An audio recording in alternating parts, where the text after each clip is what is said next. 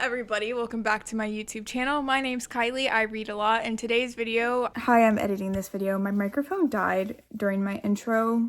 Actually, it didn't die. I hit mute on accident. Anyways, while I'm editing this video, I realized that my camera angle is kind of off and my microphone is like blocking half of my face for half of the video. So if you want to treat this video kind of more like a podcast where you just listen to it, girl, go ahead, do that because it's bothering me and I will try to do better in the next video. Sorry about it. Listen, there's a lot of books, okay? So, I'm not naive to the idea that this is an oversaturated market/video idea. I do want to just start posting these a bit more because I have a lot of thoughts on the books I read, and I tend to not be able to get them out in a shorter form media video because I'm worried about shortening down the video. I'm entertaining enough where you'll still want to keep watching, but if not, sorry. I read 13 books this month, which isn't unsurprising to me because there are some like thinner books in here, and a 300-page book, it can typically take me 2 days. Listen, I'm not a hater. If you can't read that many books in a month, girl, I get it. I'm Christian, and I have realized that I've like never read the Bible in a year, or I don't think I've ever read the Bible all the way through. So I'm trying to do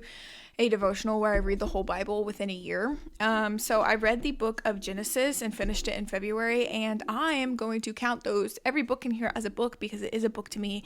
And yeah, it just gives me more motivation because I can add it to my reading goal. So obviously, I'm not going to say my rating on that. It's the Bible. So first on this list, we have Restless Stars, which is, if you can't tell, this is a big book. Also, I don't know if you probably won't be able to see. So the words, there's a lot of words per page, and the words are very small and close together. This is Restless Stars. This is the 9th book, aka the last book in the Zodiac Academy series. I started the Zodiac Academy at the end of November 2024. Very proud of myself because I never thought I would see an end to that, because what I did is I wanted to follow the whole Solaria universe. I haven't read the series that follows the Zodiac. There are several reading orders that you can read the whole series, the whole universe and whatnot. So I followed up popular creators, and what I did is I read book 1 through 4. Then I stopped to read the Ruthless Boys of the Zodiac, which is the prequel to the Zodiac Academy series, but a lot of the same characters are seen within the series as well. So you read all 5 books of that, and then you go back to reading all the other books of the Zodiac Academy series. However, there are also a lot of novellas, and I put quotations around novellas because some of these novellas are like 300 pages long. Authors really were writing like they were running out of time. I do not understand how they were able to write so much, but there's a lot of discourse about the Zodiac Academy series because the first book, arguably, and what I say is that it's a lot of like, trust me bro, it's gonna be good. A lot of people say it's like Wattpad writing, and I would agree with that sentiment as well.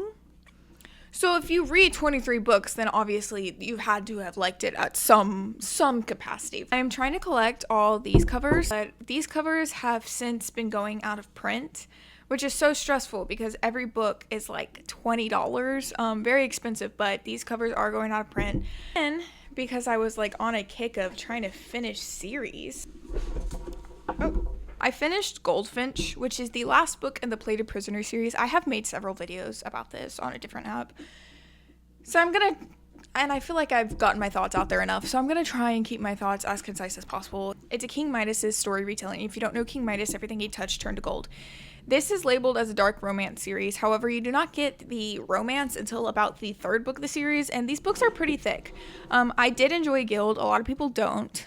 And Guild is the 1st book of the series, and Guild is essentially, a lot of people say it's a giant prologue because you get the build up and you don't get really much of anything out of Guild, and I would agree with that sentiment as well. I enjoyed myself up until Gold, which is the 2nd to last book of the series. There was a lot of side characters that did not matter, did not really add to the story.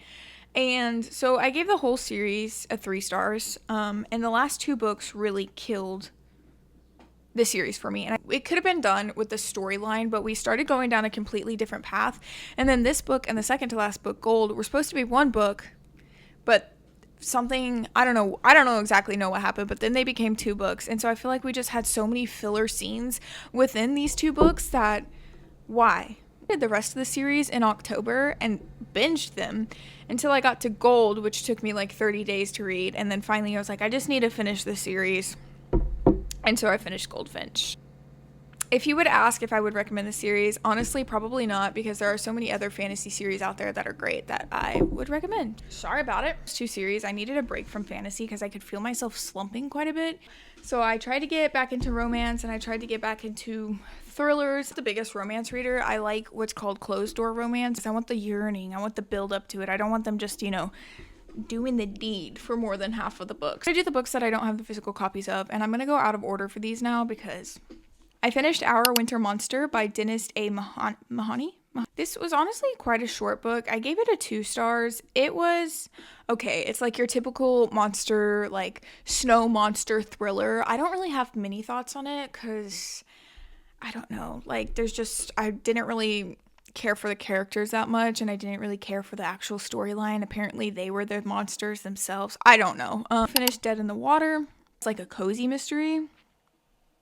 But somebody dies, so I don't see how that's so cozy.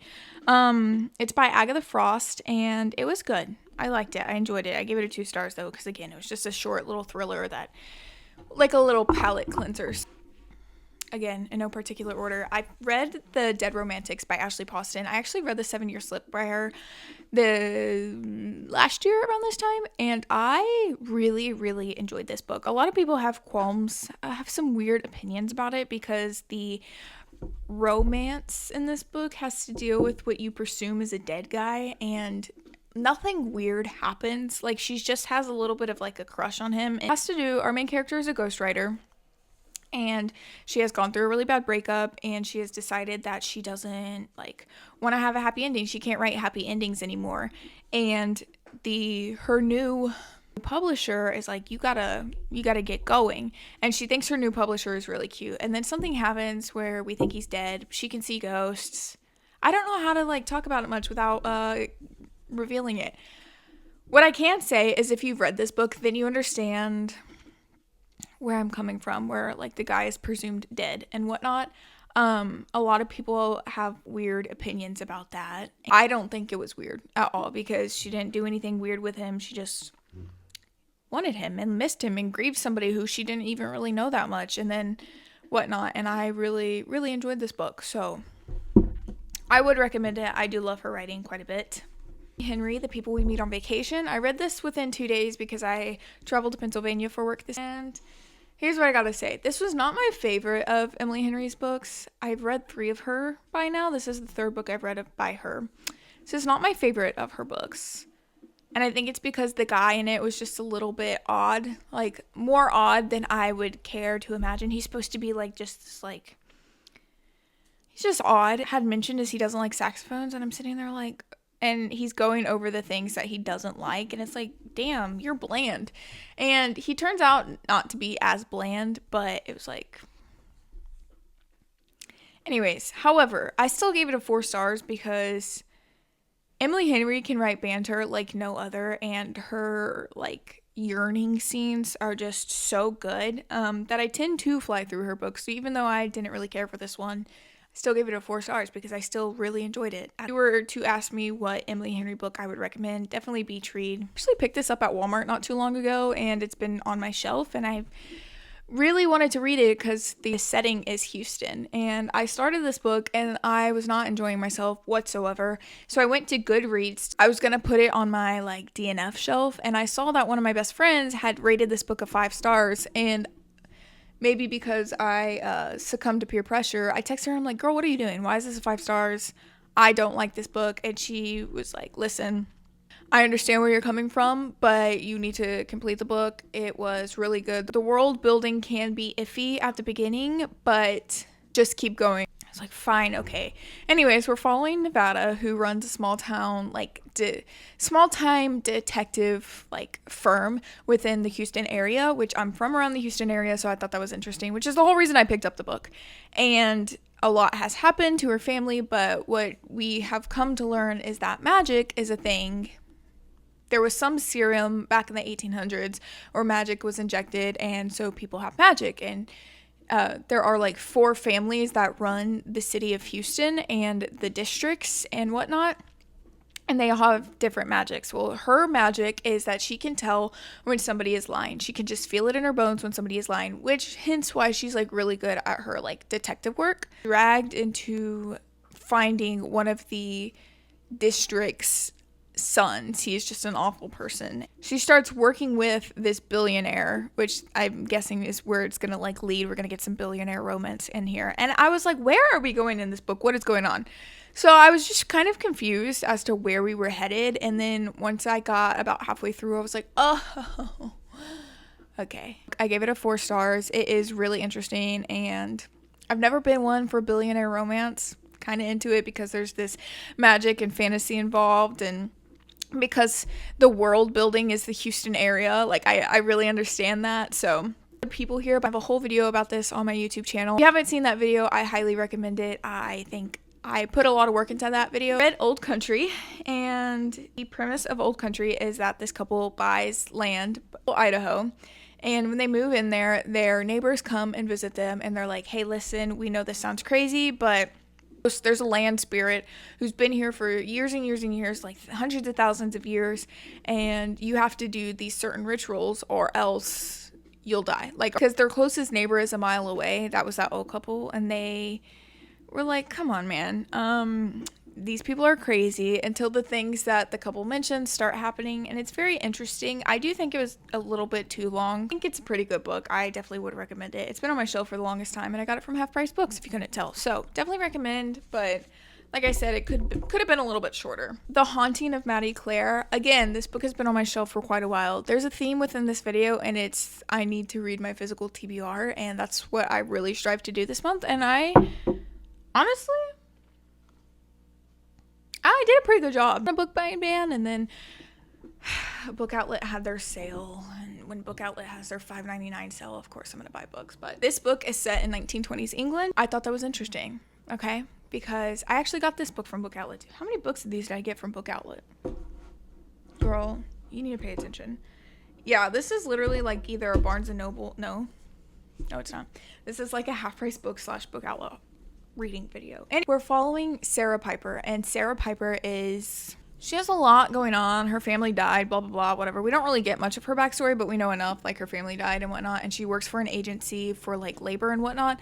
And this man is like, hey, I need you to come help me. We're gonna go investigate a spirit in a barn for this girl named Maddie Clare. And Sarah's like, what? I don't believe in ghosts, yada yada yada. This guy is some like big ghost explorer, which is kind of interesting because we're reading a book that's based in the 1920s, so we're reading like their technology within the 1920s of how to find ghosts and whatnot. And she's like, okay, whatever, like I need money anyway. So she goes, and another guy is involved, but the main premise is of Maddie, who hated men, like who could not stand men, and now she, like in her spirit life, also really hates men. The reason Sarah's involved is because she has to, like, the men can't go into the barn because Maddie hates men. The owner of the barn does not want any man involved because she's still trying to protect Maddie, but Maddie needs to go. I do wish there was a little bit more of a horror aspect. I think we focused a little too much on the main characters, because there was like a side romance plot as well. But other than that, I really did enjoy this book. Recently, I finished this yesterday. I finished Mask of Flies by Matthew Lyons. I just got this from Book Outlet. Starts off with a bank heist. It has to do with a bank heist, a cult, a cop. This took a complete different direction than I thought it would. There really wasn't much, like, I don't know how to explain it. I would just say just read it. Like, I can't say much about it without just giving away the whole book. And finally, Ask for Andrea. Now, I highly recommend this book. I also got this book off Book Outlet. Listen, I saw some people on TikTok talk about this app. Hello? I saw some people on TikTok talk about this book, and I would 100% recommend this book. However, I would also 100% recommend reading your trigger warnings. And I know I say that about a lot of books, but like, especially this book, because, I read this book within 3 hours. I was so tense the entire time while reading it. However, it is it's such a good book, and I want to read more by So the premise of this book is there are 3 main characters who narrate this book, okay? The 3 main characters have something in common, and that is that they are dead and that they were all killed by the same man. And you are following the characters trying to follow the man who killed them. And the man has a wife and kids, and he starts spiraling out, and you obviously want him to get taken by the police, but he's gotten away with it so many times, and the whole time you're just rooting for the wife and the girls to get out. But it's just so, like, I feel like I couldn't breathe while reading it. I flew through this book, and I do like the idea that it was written by the girls who he had killed, because like it kind of gave a supernatural aspect to it. But it's also really sad because they're not getting out, you know, if that makes sense. So I definitely recommend this book, but ooh, was it rough. Anyways, I hope you enjoyed today's video, and I hope that I haven't lied by saying I'm gonna start I did not mean to kick you. Hey, Tax. Toby Tax. Okay, thank you. Anyways, I hope you enjoyed today's video, and if you did, please give it a big thumbs up. I hope I didn't lie by saying I was gonna start posting these more. But anyways, yeah, let me know if you've read any of these books or if you plan to.